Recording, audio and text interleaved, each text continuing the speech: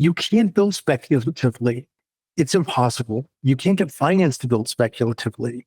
You are effectively, it would be the equivalent of I'm building a class A office building, but it has to be 100% leased, before the first ship hits the ground.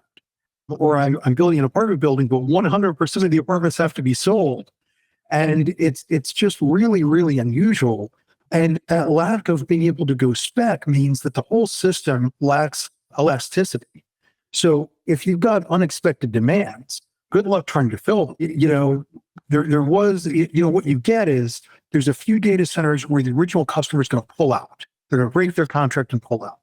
And, even those, I've never seen one get all the way to completion before someone else has rushed in. And granted, the only elasticity in the system are these cancellations. We saw one in Ellendale, North Dakota, which was an AI training data center owned by Applied Digital. CoreWeave just rushed in after before completion. Although it was getting within about 6 months.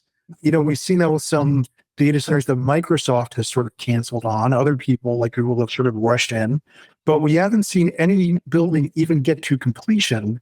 It's funny, in the residential market, you see sort of these fast delivery houses where the original owner has sort of failed to execute against their contract. And for folks like Toll Brothers, they make a lot of money on this. None of this exists in the data center. It is impossible. It simply costs too much. And, there's no speculation. There's no elasticity. It's as if I'm going to order a hamburger, but I need to order the cows and the grass and I need to plant the wheat for the bun. And that is the world data centers live in. And it is particularly challenging because, if you want to order something, you're ordering it 3 or 4 or 5 years in the future.